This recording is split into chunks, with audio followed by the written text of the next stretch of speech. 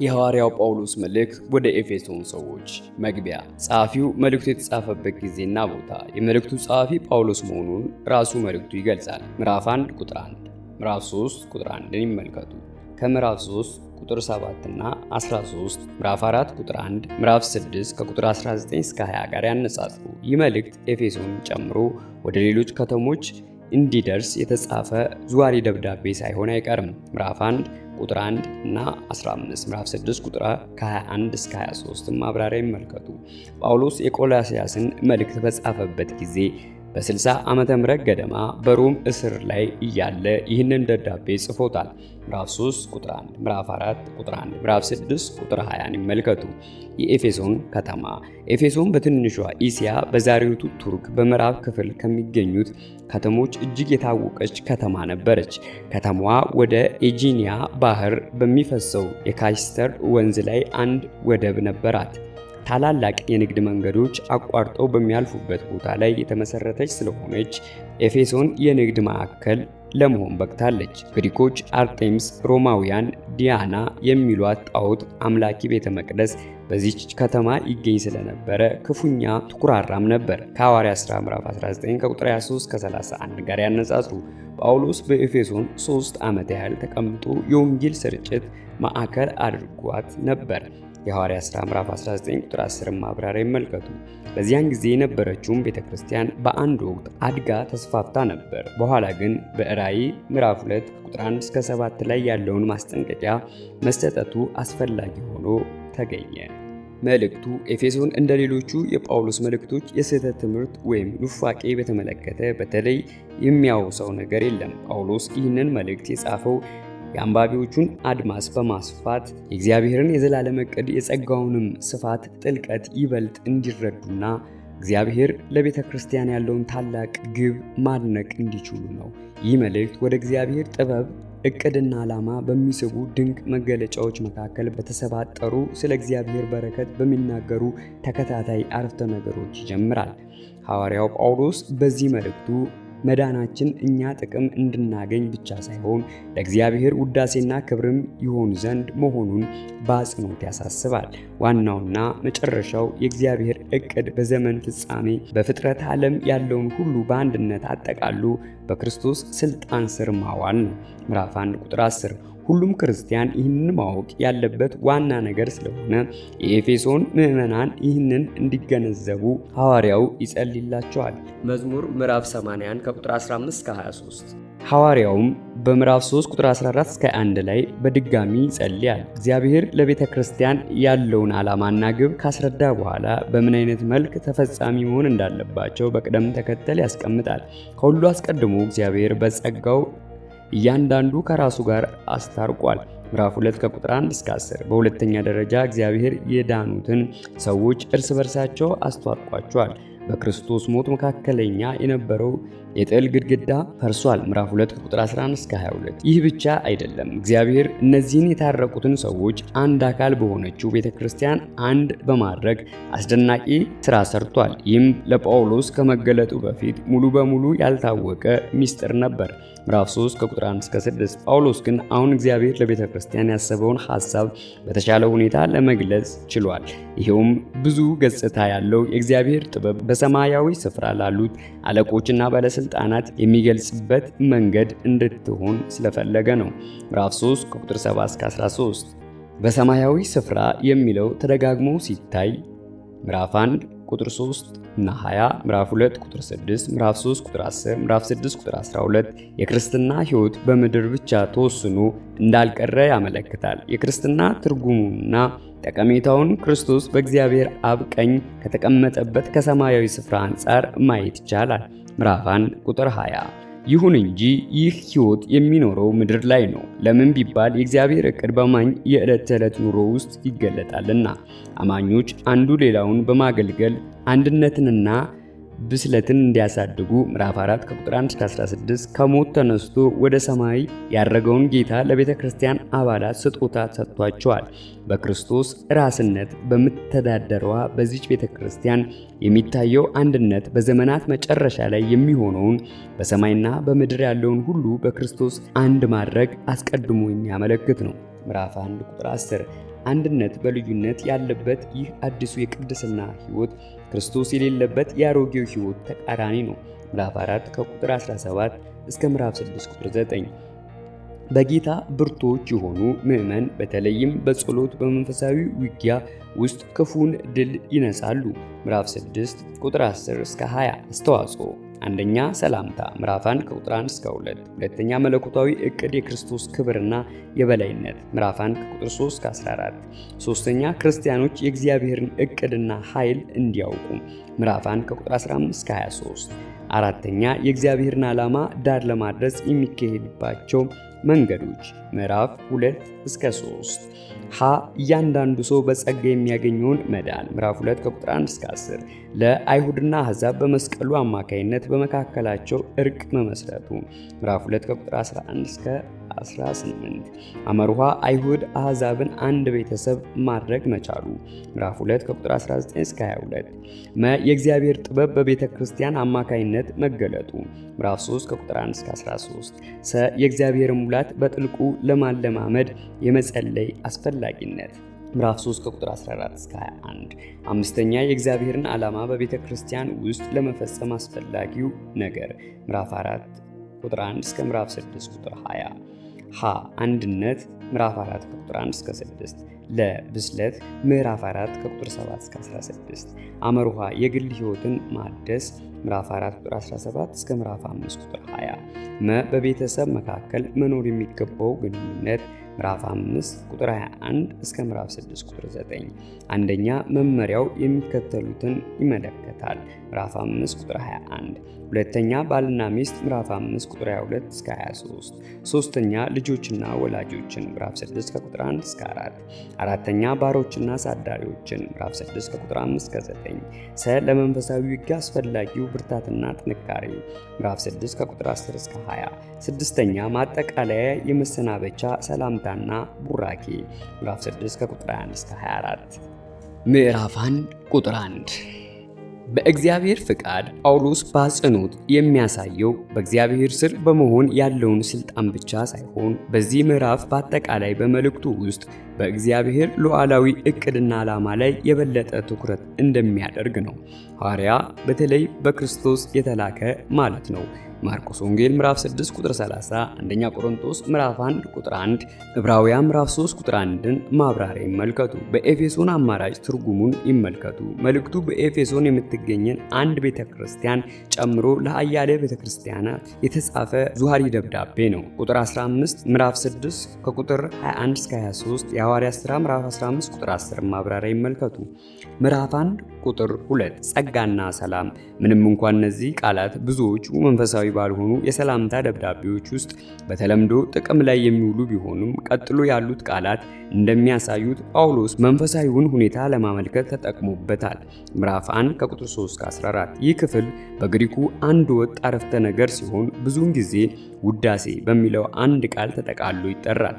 ምክንያቱም እግዚአብሔር ያደረገውን ነገር መለስ ብሎ በሚያመለክትና እርሱንም ለማክበር የሚደረገውን አምልኮ የሚያሳይ ነው። በመጀመሪያ ጳውሎስ ከአብ ያገኘውን ቁጥር 3 ከዚያ በኋላ በልጁ በኩል የመጣውን ቁጥር 4 እስከ 13 ሀ በመጨረሻም በመንፈስ ቅዱስ አማካይነት የተሰጠውን በረከት ይናገራል። ምዕራፍ 1 ቁጥር 13 ለ እስከ 14። ምዕራፍ 1 ቁጥር 3 በሰማያዊ ስፍራ። ይህ ሐረግ በኤፌሶን መጽሐፍ ውስጥ 5 ጊዜ የተጠቀሰ ሲሆን ጳውሎስ ስለ ክርስቶስ መከበርና ስለ ትንሣኤውና በእግዚአብሔር ቀኝ ስለመቀመጡ ክርስቲያን ከከበረ በክርስቶስ ጋር ስላለው ኅብረት አጽንኦት የሚሰጥ ነው። መሠረታዊ ርዕስ ጉዳዮችንም ያካተተ ሲሆን ይህ ከሰማያዊ መንግሥትና በዚህ መንግሥት ውስጥ ከሚከናወን የመጨረሻ ሐሳቡ ጋር የተያያዘ ነው። ከዚህም የእግዚአብሔር ዘላለማዊ ዓላማ ምዕራፍ 3 ቁጥር 11 የተነሳ በእግዚአብሔርና በብርቱ መንፈሳዊ ኃላፊነት መካከል የሚካሄድ ግጭት አለ። ይህም በድነት ታሪክ ላይ ያነጣጠረ ዓላማና ተቃርኖ ነው።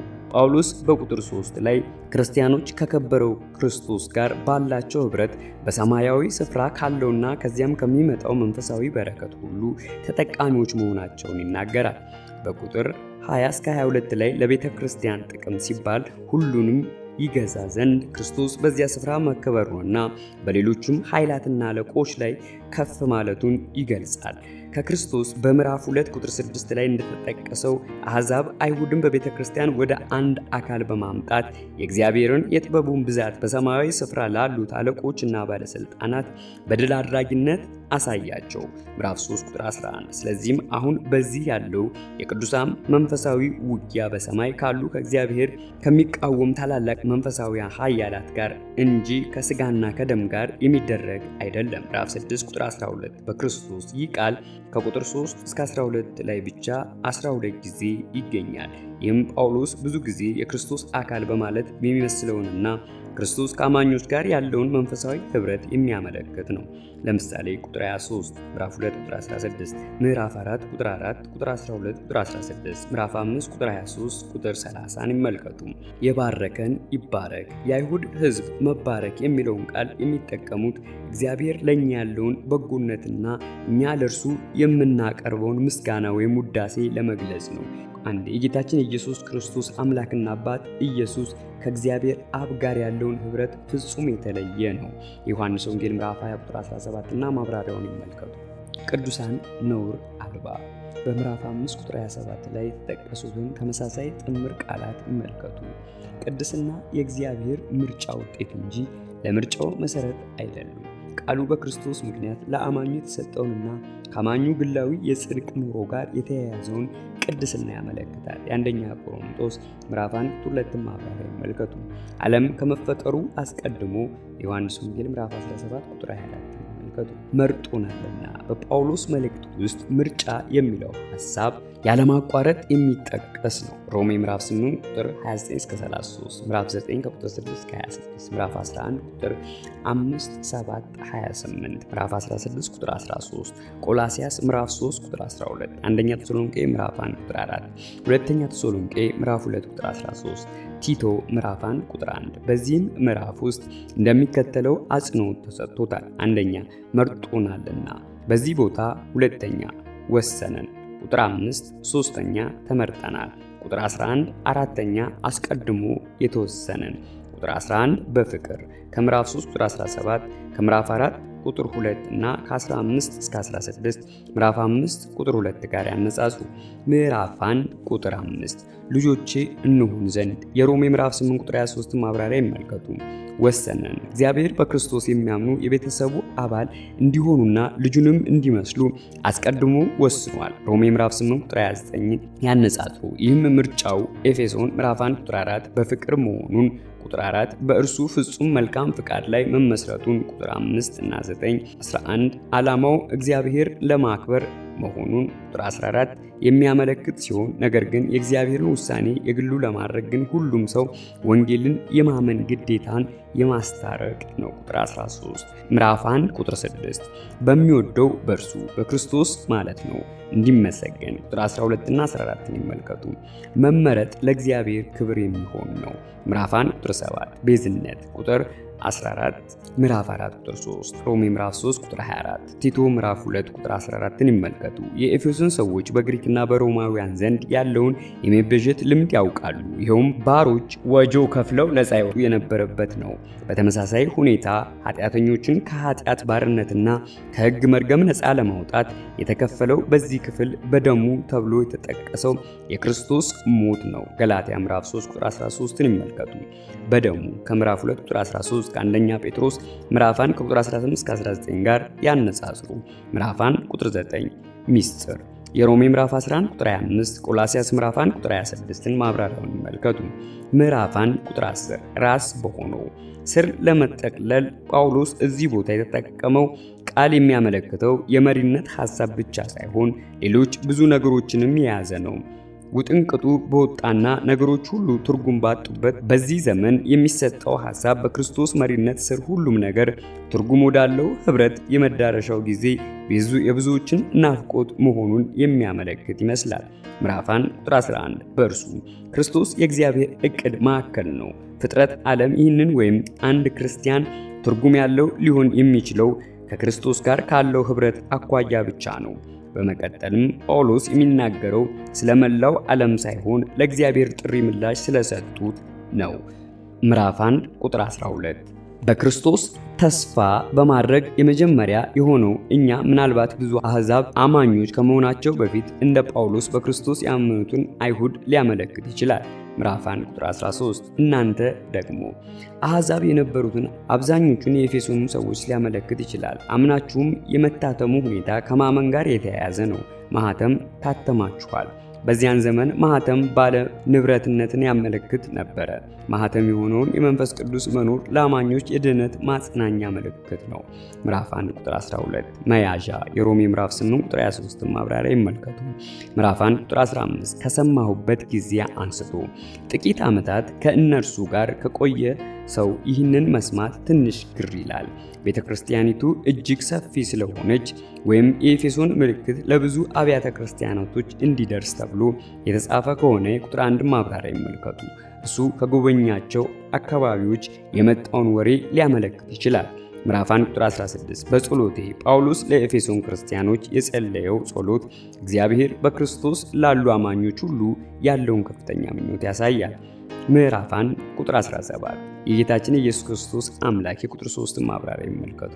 እግዚአብሔር አብን ያመለክታል። ምዕራፍ 1 ቁጥር 18 የተጠራችሁለት የፊልጵስዩስ ምዕራፍ 3 ቁጥር 16 ሁለተኛ ጢሞቴዎስ ምዕራፍ 1 ቁጥር 9 ዕብራውያን ምዕራፍ 3 ቁጥር 1 ይመልከቱ። ተስፋ ተጨባጭና እውነተኝነት ያለውን ነገር ይዟል። ሮሜ ምዕራፍ 8 ቁጥር 25 ይህም አሁን በመንፈስ ቅዱስ መያዣነት የተገኘው የዘላለም ሕይወት ማረጋገጫ ነው። ቁጥር 14 በቅዱሳኑ ዘንድ ያለውን ክቡር የሆነውን የርስቱን ባለጠግነት ከእግዚአብሔር የተቀበልነውን ርስት ቁጥር 14 ቆላስይስ ምዕራፍ 1 ቁጥር 12 ወይም የእግዚአብሔርን ርስት የሆኑትን ቅዱሳንን ያመለክታል። በቅዱሳኑ እግዚአብሔር የራሱ ሕዝብ እንዲሆን የጠራቸውን ክርስቲያኖች ሁሉ ያመለክታል። ቁጥር 1 እና 15 ይመልከቱ። ቃሉ ለእግዚአብሔር የተሰጠውን ሐሳብ የያዘ ነው። የልባችሁ ዓይኖች ሐሳባችሁ፣ ማስተዋላችሁ ወይም መረዳታችሁ ማለት ነው። ምዕራፍ 1 ቁጥር 19 በዚህ ቁጥር ጳውሎስ በተለያዩ ቃል በአጽንኦት የሚገልጸው ኢየሱስ ክርስቶስ ከሞት የተነሳበት አስገራሚ መለኮታዊ ኃይል ቁጥር 20 በአማኞች ውስጥ መካከል የሚሰራ መሆኑን ነው። ምዕራፍ 1 ቁጥር 20 በቀኙ ታላቅ ክብርንና ስልጣንን የሚያሳይ ትምህርታዊ አቀራረብ ነው። ምዕራፍ 1 ቁጥር 21 ከገዛትና ሊሰየም ከሚቻለው ስም ሁሉ በእርሱ ዘመን የነበሩ ሰዎች ረቂቅ ፍጥረታትን ጨምሮ መላእክትንና አጋንንትን ብቻ ሳይሆኑ ሌሎች ረቂቅ ኃይላት ይኖራሉ ብለው ያምኑ ነበር። ክርስቶስ ግን ከነዚህ ሁሉ በላይ ነው።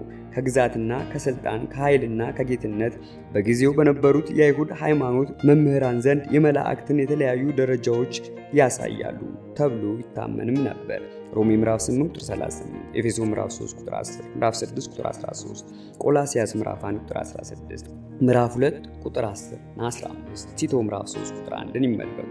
በአሁኑ ዘመን በሚመጣውም ዘመን ጳውሎስ በዘመኑ እንደነበሩት የአይሁድ ሃይማኖት መምህራን ክፉ የሆነውን የአይሁድን ዘመን መሲህ የራሱን መንግሥት የሚጠቀልልበትን በምድርም ላይ ፍጹምና ጽድቅ የነገሰበት ህብረተሰባዊ ከሚመሰረትበት ከወደፊቱ ዘመን ለይቶ ያስቀምጠዋል። ምዕራፍ 1 ቁጥር 22 ከእግሩ በታች መዝሙር 8 ከቁጥር 5 እስከ 6 የሰውን ፍጻሜ በአጽንኦት የሚገልጽ ነው።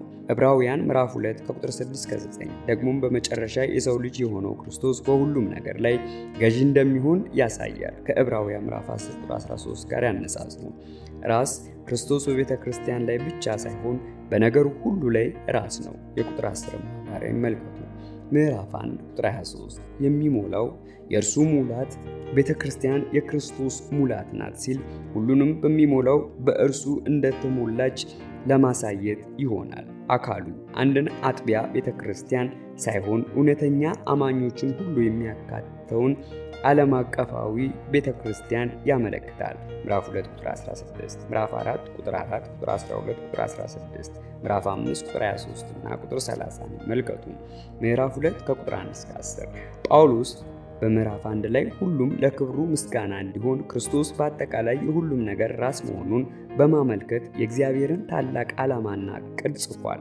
ምዕራፍ 1 ቁጥር 10፣ ምዕራፍ 1 ቁጥር 10 እና ቁጥር 14 አሁን ደግሞ ከእያንዳንዱ ግለሰብ ድህነት በመጀመሪያ እግዚአብሔር ዓላማውን የሚፈጽምበትን መንገድ መግለጹን ይቀጥላል። ምዕራፍ 2 ቁጥር 1 ከእግዚአብሔር ሕይወት የተለየውን የቀድሞውን ምግባራቸውንና መንፈሳዊ ሁኔታዎችን የሚገልጽ ነው። ምዕራፍ 2 ቁጥር 2 ገዢ ሰይጣንን ማለቱ ነው።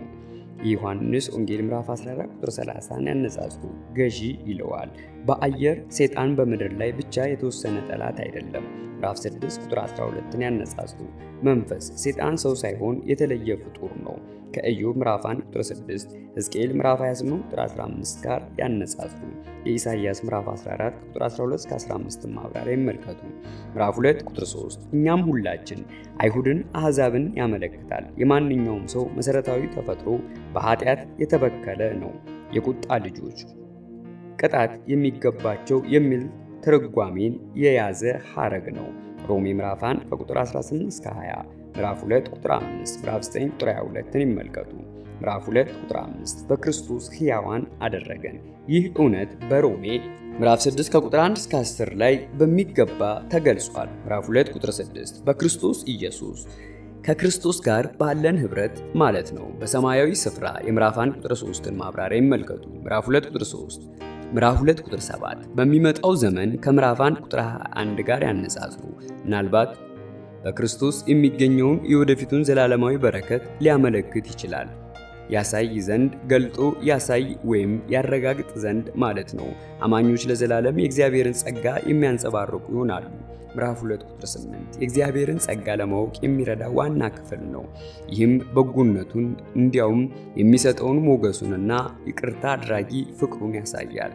በእምነት ከእግዚአብሔር ጋር ትክክለኛ ኅብረት ለመፍጠር በክርስቶስ ማመን ብቸኛ መንገድ እንደሆነ የሚያሳየውን ሮሜ ምዕራፍ 3 ከቁጥር 21 እስከ 31 እና ማብራሪያውን ይመልከቱ።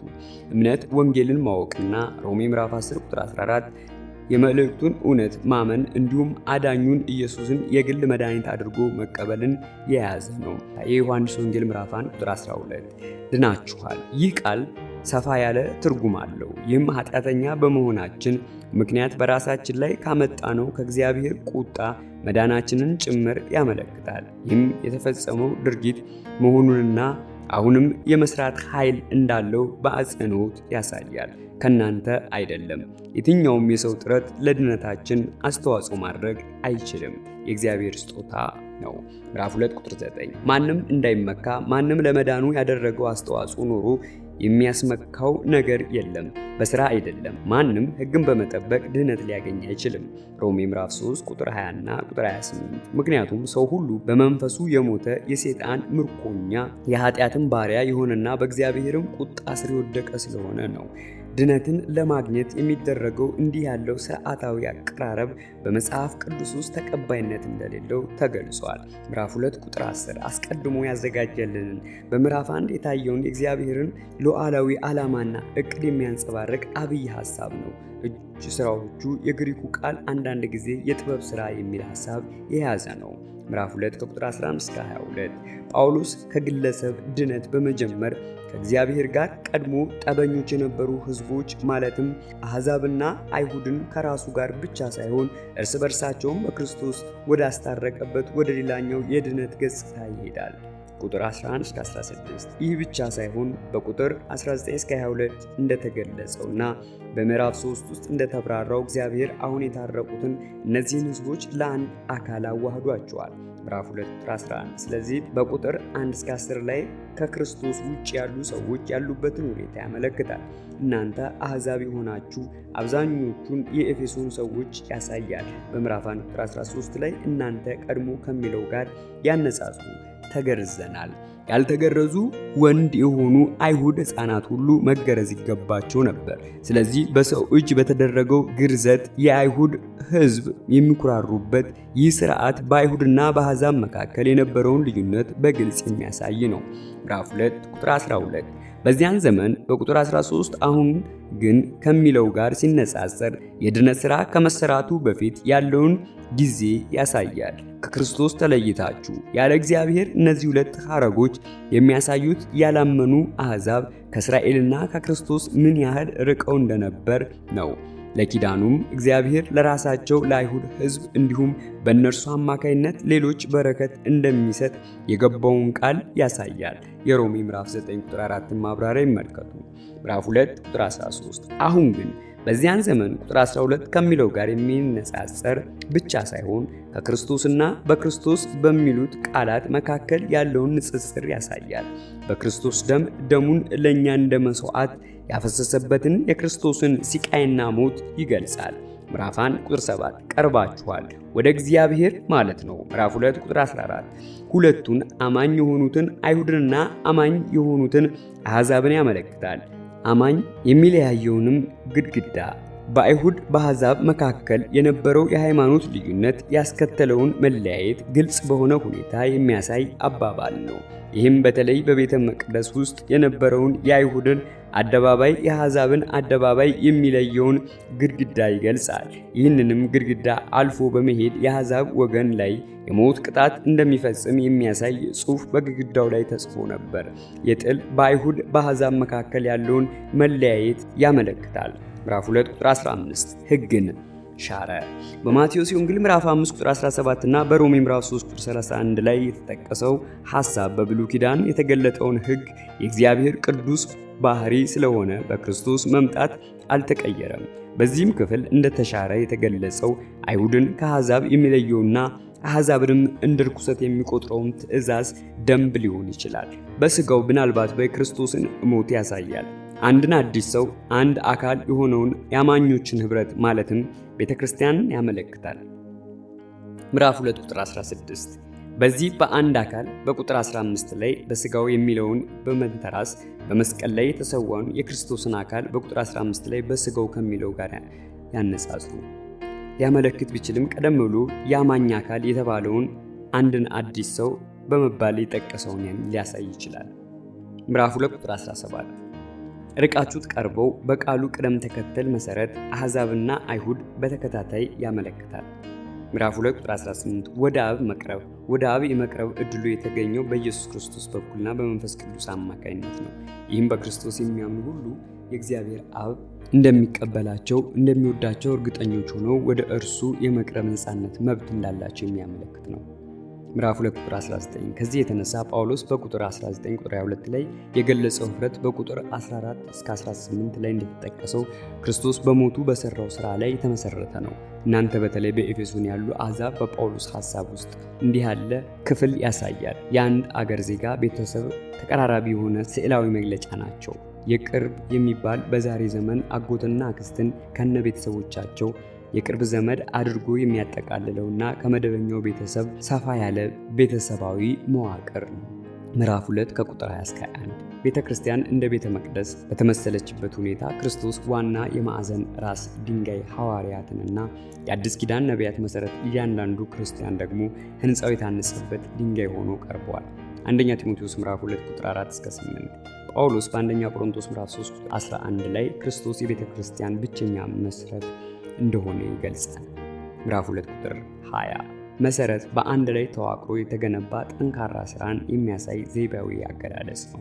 ሐዋርያትና ነቢያት የእግዚአብሔርን ቃል በመስበክና በማስተማር መሠረት የጣሉትን ቀደምት ክርስቲያን ሐዋርያትና ነቢያትን ሊያመለክት ይችላል። አንደኛ ቆሮንቶስ ምዕራፍ 3 ቁጥር 10 እስከ 11 የማዕዘኑ ራስ ድንጋይም በሰብአ ሊቃውንት ውስጥ ኢሳይያስ ምዕራፍ 28 ቁጥር 16 ላይ ተመሳሳይ ቃል የተጠቀሰ ሲሆን ማዕዘኑ በተፈተነ ድንጋይ የተሰራ መሠረትን ያመለክታል። ይህም ቤተክርስቲያን እውነተኛ ቤተክርስቲያን ልትሆን የምትችለው እንከን በሌለው የክርስቶስ መንፈስ ለመጀመሪያዎቹ ሐዋርያት በተሰጠው መገለጥ ላይ ስትመሰረት ነው። ምዕራፍ 2 ቁጥር 21 አንድ ላይ ተገጥሞ ምዕራፍ 4 ቁጥር 16 ላይ ከተጠቀሰው ተመሳሳይ ቃል ጋር ያነጻጽሩ። ሁለቱም ክፍሎች በአማኞች መካከል ስላለው የጠበቀ ኅብረት ይናገራሉ። ያድጋል በመገንባት ላይ ስላለው ሕንፃ የተሰጠው ገለጻ የቤተ ክርስቲያን ፈጣን እድገት የሚያሳይ ነው። ቅዱስ ቤተ ክርስቲያን አሁን ደግሞ ጳውሎስ ቤተ መቅደስ የሚለው ዘይቤያዊ አገላለጽ ይጠቀማል። ይህ እግዚአብሔር እርሱ የሆነችው ቤተ ክርስቲያን የመሰረተበት ዓላማው የሚያመለክት ነው። ምዕራፍ 2 ቁጥር 22 ማደሪያ ቤተ ክርስቲያን መንፈስ ቅዱስ ያደረባቸው ሰዎች ወይም ማህበረሰብ ናት። ምዕራፍ 3 ከቁጥር 1 እስከ 13 እግዚአብሔር እያንዳንዱ ሰው በጸጋው በማዳን ምዕራፍ 2 ከቁጥር 1 እስከ 10 በክርስቶስ የመስዋዕትነት ሞት ከራሱና ከሌላው ጋር ካስታረቀ በኋላ ምዕራፍ 2 ከቁጥር 11 እስከ 12 በአንድ አካል ማለትም በቤተ ክርስቲያን በኩልነት አሁን አዋህዷቸዋል። በእግዚአብሔር ዘላለማዊ ዕቅድ ያለው ይህ ሐሳብ በቀደሙት ዘመናት ሙሉ በሙሉ አልተገለጠም ነበር። ጳውሎስም ይህንን ምስጢር ይለዋል። ምዕራፍ 3 ቁጥር 1። በዚያም ምክንያት ከዚህ በፊት ባሉት ብዙ ቁጥሮች እንደተገለጸው እግዚአብሔር በሰራው ሥራ ሁሉ ምክንያት ማለት ነው እስረኛ በዚህ ጊዜ ጳውሎስ የቁም እስረኛ የነበረ ይመስላል። የሐዋርያት ሥራ ምዕራፍ 28 ቁጥር 16 እና ቁጥር 30። የክርስቶስ ጳውሎስ ሊታሰር የቻለው ክርስቶስን በመታዘዝ ነው። ከዚህም ቁጥር በኋላ ጳውሎስ ሚስጥር የሆነውን ነገር ወደ ማብራራት ይሄዳል። ቁጥር 4 በቁጥር 14 ላይ ካቆመበት ሐሳብ እንደገና ይቀጥላል። ምዕራፍ 3 ቁጥር 2 መጋቢነት። ጳውሎስ በዚህ መልእክቱ እግዚአብሔር ለቤተ ክርስቲያን ለፍጥረት ዓለም ያለውን እቅድ ይገልጻል። ምዕራፍ 1 ከቁጥር 3 እስከ 12 ይመልከቱ። ይህንንም እቅድ ለማስፈጸም የተለየ ኃላፊነት ተሰጥቶታል። የአሕዛብ ሐዋርያ እንደመሆኑ መጠን እግዚአብሔርን የጸጋ መልእክት እንዲናገር አደራ አለበት። ገላትያ ምዕራፍ 2 ቁጥር 7።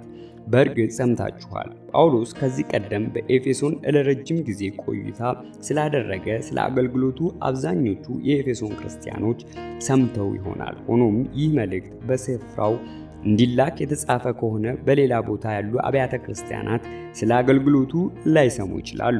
ምዕራፍ 3 ቁጥር 3 ቀደም ሲል በአጭሩ እንደጻፉት ከምዕራፍ 1 ከቁጥር 9 እስከ 10 ያለውን ሐሳብ ያመለክት ይሆናል። ሚስጥር በመለኮታዊ መገለጥ ብቻ ሊታወቅ የሚችል እውነት ነው። ቁጥር 5 ሮሜ ምዕራፍ 16 ቁጥር 25 እንዲሁም የሮሜ ምዕራፍ 11 ቁጥር 25 የቆላስይስ ምዕራፍ 1 ቁጥር 26 ማብራሪያ ይመልከቱ።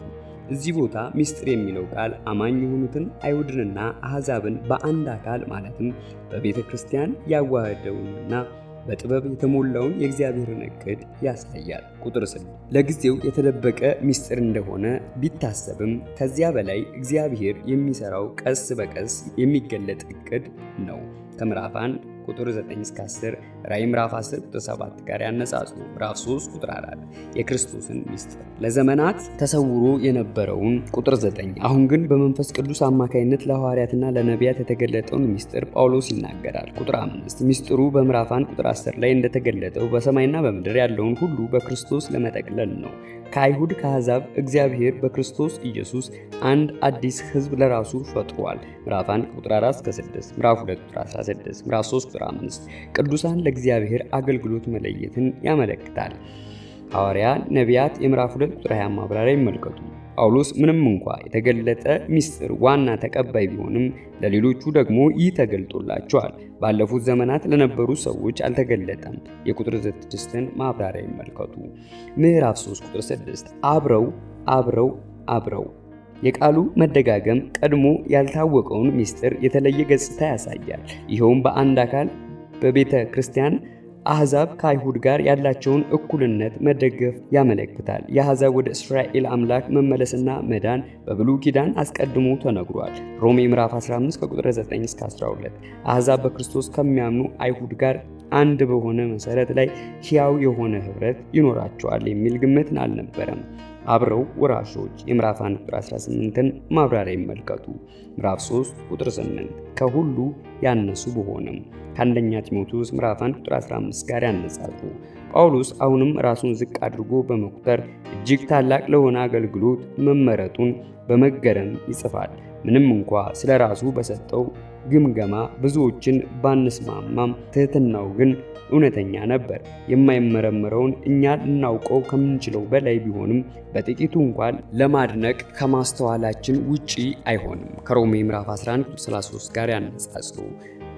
እሰብክ ዘንድ የቃሉ ቀጥተኛ ትርጉም ወንጌልን መስበክ ሲሆን መገለጥ ከሚለው ጋር ተመሳሳይ ነው። ቁጥር 9 ጸጋ እዚህ ቦታ ላይ ወደ ኃላፊነት የሚያመጣውን ልዩ ስጦታ ያመለክታል። ምዕራፍ 3 ቁጥር 10 በአሁኑ በቁጥር 9 ላለፉት ዘመናት ከሚለው ጋር ተነጻጽሮ የቀረበ ነው። በቤተ ክርስቲያን አማካይነት ፍጹም የማይቻል የሚመስለውን እግዚአብሔር የሰራው ሥራ ቤተ ክርስቲያንን የአይሁድና የአሕዛብን ሕያው ኅብረት መሠረት እና እግዚአብሔር ጥበብ ፍጹም መግለጫ አድርጎታል። ብዙ ገጽታ አለመያዝ በተለያየ አንጻር ያለው ገጽታ ውበቱ እንደሆነ ሁሉ ይህም የተለያየ ገጽታ ያለውን የእግዚአብሔርን ጥበብ ያሳያል። በሰማያዊ ስፍራ የምዕራፍ 1 ቁጥር 3ን ማብራሪያ ይመልከቱ። አለቆችና ባለስልጣናት ክርስቶስ ከነዚህ ሁሉ በላይ ከፍ ብሏል። ምዕራፍ 1 ከቁጥር 20 እስከ 21። ለዚህ ክፍል የሚሰጡ ሁለት ትርጓሜዎች አሉ። የመጀመሪያው መልካም የሆኑትን መላእክት የሚያመለክት ሲሆን እነዚህም እግዚአብሔር በቤተ ክርስቲያን በኩል የሚገልጠውን አስደናቂ ጥበቡን የሚያዩ ሊሆን ይችላል። ከቆላስይስ ምዕራፍ 1 ቁጥር 16 ጋር ያነጻጽሩ።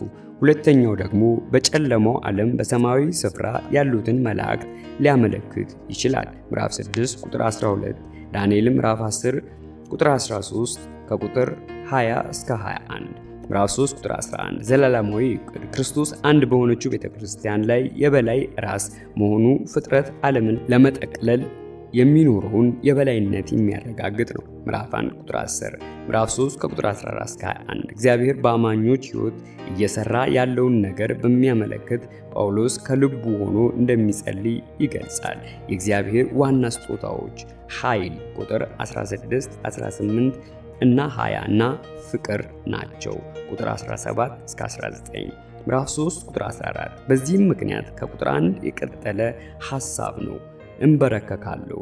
ጳውሎስ በነበረበት ዘመን ሰዎች የሚጸልዩት ቆመው ስለነበር ቃሉ ጥልቅ የሆነ ስሜትና ጥልቅ አክብሮትን ያመለክታል። ምዕራፍ 3 ቁጥር 15። ቤተሰብ በግሪኩ ይህ ቃል አባት ከሚለው ቃል ጋር ተመሳሳይነት አለው። አማራጭ ትርጉሙንም ይመልከቱ። እንዲህ ከሆነ ቤተሰብ የሚለው ስም አመጣጡ አባት ከሚለው ቃል ነው። ስለዚህ እግዚአብሔር አባታችን ስለሆነ እኛም ጸሎታችንም በመታመን ወደ እርሱ ማቅረብ እንችላለን። ምዕራፍ 3 ቁጥር 17። በልባችሁ መላውን የውስጥ ማንነታችንን ያመለክታል። እንዲያድር ሙሉ በሙሉ በቤት ውስጥ መሆንን ያሳያል። ክርስቶስ በኤፌሶን ክርስቲያኖች ሕይወት ውስጥ እንደነበረ ያመለክታል። ከሮሜ ምዕራፍ 8 ቁጥር 9 ጋር ያነጻጽሩ። ምዕራፍ 3 ቁጥር 19። ሙላት በማንኛውም ረገድ ሙሉ የሆነው እግዚአብሔር ወደ ፍቅሩ ታላቅነት እንድንደርስ ፈቃደኛ መሆኑን ያሳያል። ከመታወቅ በላይ የሆነውን ከቶ የማይታወቅ ሳይሆን እጅግ ታላቅ ከመሆኑ የተነሳ ሙሉ ለሙሉ ለማወቅ የማይቻል መሆኑን ያመለክታል። ምዕራፍ 3 ቁጥር 20። ኃይሉ ምዕራፍ 1 ከቁጥር 19 እስከ 21 እንመልከቱ። ከምናስበው ሁሉ በላይ በተወሰነ ደረጃ በዚህ ክፍል ከተጠቀሱት ጉዳዮች ጋር የሚገናኝ ቢሆንም በእነዚህ ብቻ የተወሰነ አይደለም። ምዕራፍ 3 ቁጥር 21 በቤተ ክርስቲያን እንዲሁም በክርስቶስ ኢየሱስ አስደናቂ ንጽጽር ነው። እግዚአብሔር ቤተ ክርስቲያንን እጅግ ለተለየ ክብርና ተግባር ጠርቷታል። ከቁጥር 10 ምዕራፍ 4 ቁጥር 1 ጋር ያነጻጽሩ። ለእነርሱ ክብር ይሁን በሕይወት የመኖራችን ዋና ዓላማ ነው። ምዕራፍ 1 ቁጥር 6 እና ማብራሪያውን ይመልከቱ። ምዕራፍ 4 ከቁጥር 1 እስከ 32። ይህ ምዕራፍ ጀምሮ የሚጨርሰው እርስ በርስ እንዋደድ፣ ይቅር እንባባል በሚል ምክር ነው። ምዕራፍ 4 ከቁጥር 1 እስከ 16። እስካሁን ድረስ ጳውሎስ ያስተማረው እግዚአብሔር አይሁድንና አሕዛብን በቤተ ክርስቲያን አዲስ ወደሆነ ኅብረት እንዳመጣና ቤተ ክርስቲያንንም ጥበቡን ሊገልጥባት እንደጠራት ነው። አሁን ደግሞ በቤተ ክርስቲያን ላሉ በአንድነት የሚኖሩበትንና የሚሰሩበትን እንዲሁም በአንድ ላይ ወደ ፍጹምነት የሚያድጉበትን ጸጋ እግዚአብሔር እንዴት እንዳዘጋጀ ያሳያል። ምዕራፍ 4 ቁጥር 1 እስረኛ ምዕራፍ 3 ቁጥር 1 ማብራሪያ ይመልከቱ። ጥሪ ምዕራፍ 3 ቁጥር 10 እና 21 እና ማብራሪያውን ይመልከቱ። ምዕራፍ 4 ቁጥር 3 አንድነት ለመጠበቅ ይህ የተገኘው እግዚአብሔር በክርስቶስ ሞት ባደረገው እርቅ ነው። ምዕራፍ 2 ቁጥር 14 እስከ 22 ይመልከቱ። ይህ ኅብረት እንዳይበላሽ ይጠብቁት ዘንድ ክርስቲያኖች ከባድ ኃላፊነት ተሰጥቷቸዋል። ይህ መንፈስ አንድነት በሰዎች የሚፈጠር አይደለም። ነገር ግን ጳውሎስ በምዕራፍ 1 ቁጥር 3 እንደጠቀሰው እውነትም ባመኑና ክርስቶስን በተቀበሉ ዘንድ ቀድሞውኑ የነበረ ነው። ምዕራፍ 4 ቁጥር 4 አንድ ተስፋ ብዙ ገጽታዎች ቢኖሩትም ለምሳሌ ምዕራፍ 1 ቁጥር 5 እና 10፣ ምዕራፍ 2 ቁጥር 7 ተስፋው ግን አሁንም አንድ ነው። ይህም አማኞች ሁሉ ከሚካፈሉት ወደፊት ከሚመጣው ከክርስቶስ ታላቅ ክብር ጋር የተቆራኘ ነው። ምዕራፍ 4 ቁጥር 5 አንድ ጥምቀት በውስጥ ሰውነት የሚካሄደውንና የማይታየውን የመንፈስ ቅዱስን ጥምቀት ሳይሆን አንደኛ ቆሮንቶስ ምዕራፍ 12 ቁጥር 13 የውሃ ጥምቀት የሚያመለክት ነው። የሮሜ ምዕራፍ 6 ቁጥር 3 እስከ 4 ማብራሪያ ይመልከቱ። ጳውሎስ በልቡ የአማኞችን የአንድነት ስሜት የሚገልጽ ሐሳብ ስለያዘ ሊያመለክት የፈለገው እያንዳንዱ አዲስ አማኝ በግልጽ የሚፈጽመውን የቤተ ክርስቲያን ሥርዓት ነው፣ የውሃ ጥምቀት። ከአሁኑ ይልቅ በዚያን ጊዜ የክርስቲያኖች አይነተኛ መለያ ነበር። ይህም ሥርዓት በተለያየ መንገድ የሚፈጸምና ብዙ ጊዜም በቤተ ክርስቲያን አባላት ፊት ብቻ ይፈጸም የነበረ በመሆኑ ነው። ምዕራፍ 4 ቁጥር 7 ጸጋ ምዕራፍ 3 ከቁጥር 7 እስከ 8 ይመልከቱ። ምዕራፍ 4 ቁጥር 8፣ የመዝሙር 68 ቁጥር 8ን ማብራሪያ ይመልከቱ። እግዚአብሔር የሰማያዊ ዙፋን ተምሳሌት ወደ ሆነው በኢየሩሳሌም ቤተ መቅደስ ወደሚገኙ ዙፋኑ በድል አድራጊነት መውጣቱን ይናገራል። ጳውሎስ ይህንን ክርስቶስ በድል ወደ ሰማይ ካረገበት ሁኔታ ጋር ያያይዘዋል። ምርኮ ጳውሎስ እዚህ ላይ ክርስቶስ በመስቀል ላይ ድል የነሳቸውን ጠላቶች ማመልከቱ ሊሆን ይችላል። ምዕራፍ 4 ቁጥር 9 ወጣ ወረደ። ምንም እንኳ ጳውሎስ ከመዝሙር ዳዊት በመጥቀስ ለሰዎች ስጦታን ሰጠ የሚለውን ሐሳብ ቢያሳይም አንባቢዎቹ የክርስቶስ በሥጋ ወደ ምድር መምጣት ከሙታን መነሳትና ማዕረግ እንዲያስታውሱ ለመምከር ተጠቅሞበታል።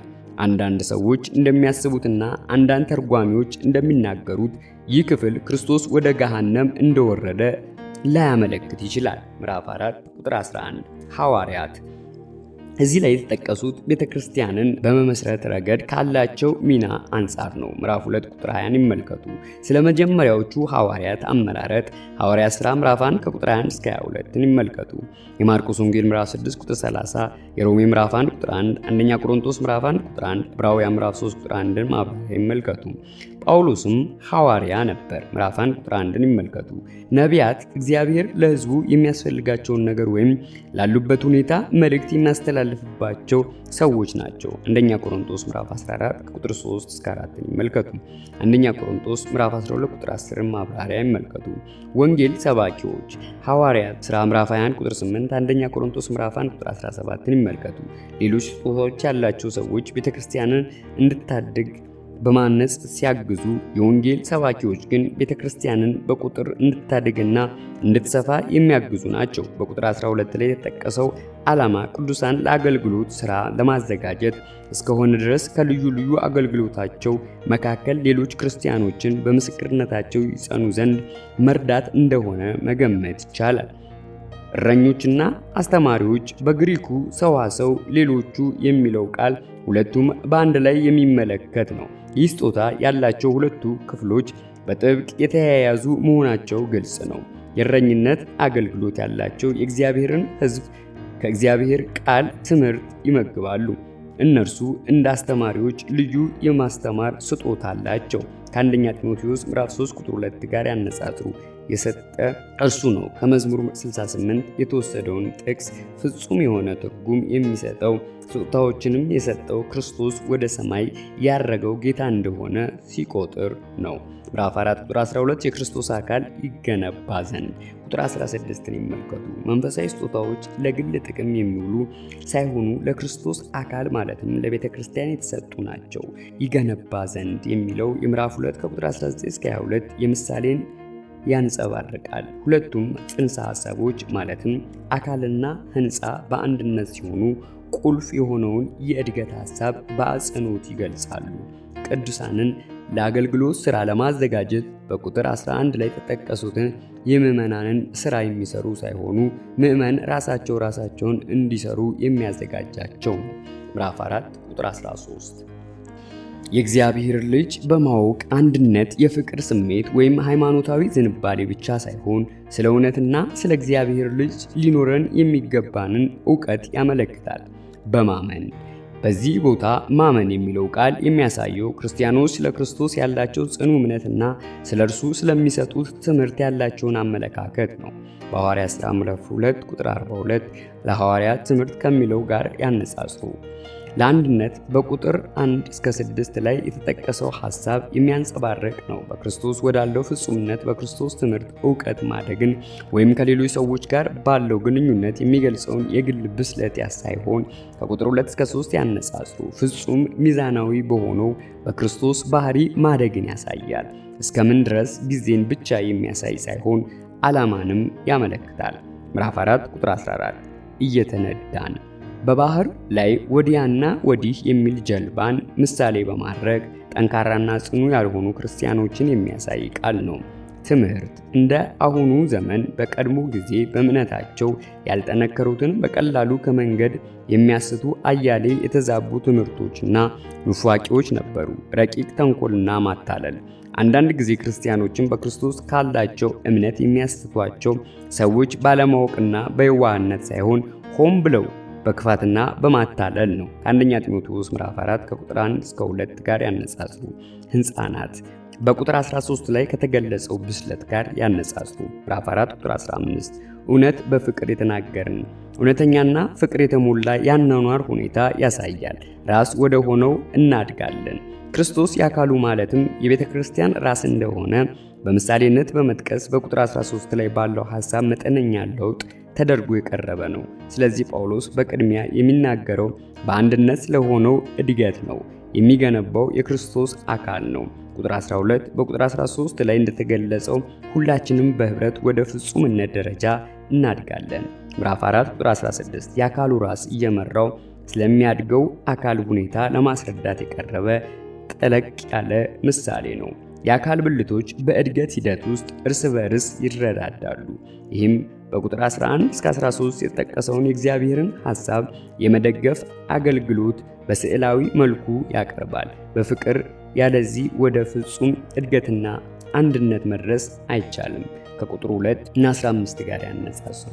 ምዕራፍ 4 ከቁጥር 17 እስከ ምዕራፍ 5 ቁጥር 20 እግዚአብሔር በክርስቶስ ሞት ስላስገኛቸው የቤተ ክርስቲያን መንታ ግቦች ስለሆኑት ስለ አንድነትና ፍጹምነት ጳውሎስ አስቀድሞ ተናግሯል።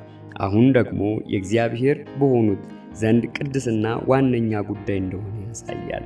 ምዕራፍ 4 ቁጥር 17 በአስተሳሰባቸው ከንቱነት ሕይወት ያለ እግዚአብሔር ተስፋ የሚያስቆርጥ ከንቱና ትርጉም የለሽ ነው። ለምሳሌ መክብብ ምዕራፍ 1 ቁጥር 2፣ ሮሜ ምዕራፍ 1 ቁጥር 21ን ይመልከቱ። ምዕራፍ 4 ቁጥር 18 ከልባቸው መደንደን የተነሳ የሞራል ውድቀትን ያመለክታል። ልባናቸው ጨልሟል፣ በአስተሳሰብ ከንቱ የሆነ ሕይወትን ያሳያል። ምዕራፍ 4 ቁጥር 19 ራሳቸውን አሳልፈው ሰጥተዋል። የፈርዖን ልብ በራሱ ፍቃድና በእግዚአብሔር እንደደነደነ ዘጸአት ምዕራፍ 7 ቁጥር 11ን ይመልከቱ። አሕዛብ ልባቸውን በማደንደን ራሳቸውን ለረከሰ ሕይወት አሳልፈው መስጠታቸውና ሮሜ ምዕራፍ 1 ቁጥር 24 ቁጥር 26 እና 28 እግዚአብሔር እንዲህ ላለው ሕይወት አሳልፎ እንደሰጣቸው ይናገራል። ምዕራፍ 4 ቁጥር 2 እናንተ አጽንኦት መስጠቱን ያመለክታል። ምዕራፍ 4 ቁጥር 21 በኢየሱስ እንዳለው እምነት ጳውሎስ ክርስቶስ የሚለውን ስም ሳይሆን ኢየሱስ የሚለውን ስም መጠቀሙ ለኢየሱስ ምድራዊ ኑሮ ውስጥ እውነት የተገለጸ መሆኑን ለማመልከት ነው። ምዕራፍ 4 ቁጥር 22 አሮጌ ሰውነታችሁን ምናልባት ክርስቲያን ከመሆን በፊት የነበረውን ሰው ያመለክታል። አሮጌው የኑሮ ስርዓት የክፉ ምኞት ውጤት ነው። ምዕራፍ 4 ቁጥር 23 በአእምሯችሁ ይህንን ከማያምኑ ሰዎች ክፉ ሐሳብ ጋር ያነጻጽሩ። ቁጥር 17 እስከ 18 ምዕራፍ 4 ቁጥር 24 እግዚአብሔር እንዲመስል የተፈጠረውን አዲሱ ሰው የተፈጠረ ነው። በውስጡ የሚኖረውን ክርስቶስን አያሳይም። ነገር ግን በአዲስ አማኝ ሕይወት ውስጥ ክርስቶስ የፈጠረውን አዲስ ሰው ያመለክታል። ወይም በአዲስ ልደት ጊዜ የሚገኘውን አንድን አዲስ አማኝ የሚኖረውን አዲስ ባህሪ ያመለክታል። በአንጻሩ ግን አንድ አማኝ በመለወጥ ጊዜ ቆላስይስ ምዕራፍ 3 ከቁጥር 9 እስከ 10 የሚለብሰው ብቻ ሳይሆን እንደ ክርስቲያን ተግባርም የሚለብሰው አዲስ የኑሮ ዘይቤ ነው። የሮሜ ምዕራፍ 6 ከቁጥር 12 እስከ 13 ማብራሪያ ይመልከቱ። ምዕራፍ 4 ቁጥር 25 ከባልንጀራችሁ በዚህ አውድ ቃል ክርስቲያኖች እንዲያመለክት ይችላል። እውነትን ከቁጥር 15 ቁጥር 21 ጋር ያነጻጽሩ። ምዕራፍ 4 ቁጥር 26 ተቆጡ። ሰዎች በሚለወጡበት ጊዜ ስሜታቸው ከእነርሱ አይወሰድም፣ ነገር ግን ስሜታቸው እየጠራና ንጹሕ እየሆነ ሊመጣ ይገባዋል። አንዳንድ ቁጣዎች ወደ ኃጢአት የሚወስዱ ሲሆኑ፣ አንዳንዶቹ ግን አይደሉም። ፀሐይ አይግባ። ማንኛውም ቁጣ ለረጅም ጊዜ ሊቆይ አይገባም። መቆጣት ቢፈቅድም ለዲያብሎስ እድል እስከሚሰጥ ድረስ መቆየት እንደሌለበት ያሳያል። ምዕራፍ 4 ቁጥር 27 ለዲያብሎስም ራሳችንን የምንሰራው ኃጢአት አብዛኛውን ጊዜ ከራሳችን ክፉ ምኞት የሚመነጭ እንጂ ከዲያብሎስ በቀጥታ የሚመጣ ፈተና አይደለም። ቢሆንም ሰይጣን በሌሎች ላይ እንድንነሳ የሚያደርጉትን እንደ ቁጣ ያሉ ኃጢአቶች በመጠቀም በክርስቲያኖች መካከል መለያየት ሊያመጡ የሚችሉ ታላላቅ ክፍተቶች እንዲሆኑ ያደርጋል። ምዕራፍ 4 ቁጥር 28 ከእንግዲህ አይስረቅ፣ የሚያካፍለው ነገር እንዲኖረው እየሰራ ኃጢአት መተው ብቻ በቂ አይደለም፣ ነገር ግን መልካም ነገር መስራትም ይገባል። ቀደሞ ሌባ የነበረ አሁን እየሰራ የተቸገሩትን ሊረዳ ይገባል። ምዕራፍ 4 ቁጥር 29 የሚጠቅም ቃል ቀደም ሲል ከተጠቀሰው ቁጥር ጋር አብሮ የሚሄድ ተመሳሳይ ምክር ነው። ክርስቲያን ክፉ የሆኑትን ነገር አለመናገር ብቻ ሳይሆን ሌሎች እንዲታነጹ የሚያድን ነገር ሊናገር ይገባዋል። ምዕራፍ 4 ቁጥር 30 ለቤዛ ቀን። ምዕራፍ 1 ቁጥር 14ን ይመልከቱ። አንደኛ ጴጥሮስ ምዕራፍ 1 ቁጥር 5 እና ማብራሪያውን ይመልከቱ። የታተማችሁበትን የምዕራፍ 1 ቁጥር 13ን ማብራሪያ ይመልከቱ። አታዛዝኑ በቁጥር 29 ላይ በተጠቀሰው የማይረባ ቃል እና በቁጥር 31 ላይ በተጠቀሱት ኃጢአቶች ማለት ነው። መንፈስ ቅዱስ ኃይል ብቻ ሳይሆን አካል ስብዕና ያለው ስለመሆኑ የማዘን ስሜት እንዳለው ግሱ ያመለክታል።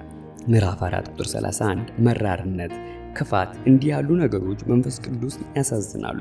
ይህም የአንድን ሰው ንግግር በተመለከተ በቁጥር 20 ላይ ከተጠቀሰው ምክር የሚቀጥል ነው። ምዕራፍ 4 ቁጥር 32 ይቅር ተባባሉ። ይህ መሰረታዊ የክርስቲያን ባህሪ ቸርና ሩህሩህ መሆንን ጨምሮ በክርስቶስ ይቅር የመባል ውጤት ሲሆን ከእግዚአብሔር የተቀበልነውን ለሌሎች የምንገልጽበት መንገድ ነው። ምዕራፍ 5 ቁጥር 1 ምስሉ እግዚአብሔርን የመምሰያ መንገድ አንዱ የይቅር ባይ መንፈስ መያዝ ነው። ምዕራፍ 4 ቁጥር 32 ጌታችን ልንመስለው የምንችለውን ልክ እርሱ እንዳደረገው በማድረግ ነው። ቁጥር 2 ምዕራፍ 4 ቁጥር 32 ኢየሱስ ለኛ ያለውን ፍቅር የገለጠበት መስዋዕትነት የሚያሳየው የድነት መንገድ ብቻ ሳይሆን በምዕራፍ 2 እንደምናየው ለሌሎች እንዴት መኖር እንደሚገባን ጭምር ነው። ምዕራፍ 5 ቁጥር 2 መልካም መዓዛ በብሉይ ኪዳን ዘመን ይቅር የነበረው መስዋዕት ጌታን ደስ ከማሰኘቱ የተነሳ ይህም ደስ የሚያሰኘውን መዓዛ ተብሎ ተገልጿል። ዘፍጥረት ምዕራፍ 8 ቁጥር 21፣ ዘጸአት ምዕራፍ 29 ቁጥር 18 እና ቁጥር 25 እና 41፣ ዘሌዋውያን ምዕራፍ 1 ቁጥር 9 ቁጥር 13 ቁጥር 17፣ ምዕራፍ 5 ቁጥር 3 የርኩሰት ወይም የስስት ነገር ጳውሎስ በተለይ ሲገልጸው ከነበረው ከዝሙት ኃጢአት አጠቃላይ ይዘት ወዳለው እንደ ስስት ወደ መሳሰሉት ኃጢአቶች ትኩረቱን ዞር ያደርጋል። ዝሙት ምኞትን የሚጨምር ሲሆን ሌሎችንም የስግብግብነት ኃጢአቶች ያካትታል። ከቶ አይነሳም። ቁጥር 12ን ይመልከቱ። ቅዱስ ሕዝብ፣ እኛ ቅዱስ ቤተ መቅደስ ነን። ምዕራፍ 2 ቁጥር 21 ከሁለተኛ ቆሮንቶስ ምዕራፍ 6 ቁጥር 16 አንደኛ ጴጥሮስ ምዕራፍ 2 ቁጥር 9 ጋር ያነጻጽሩ።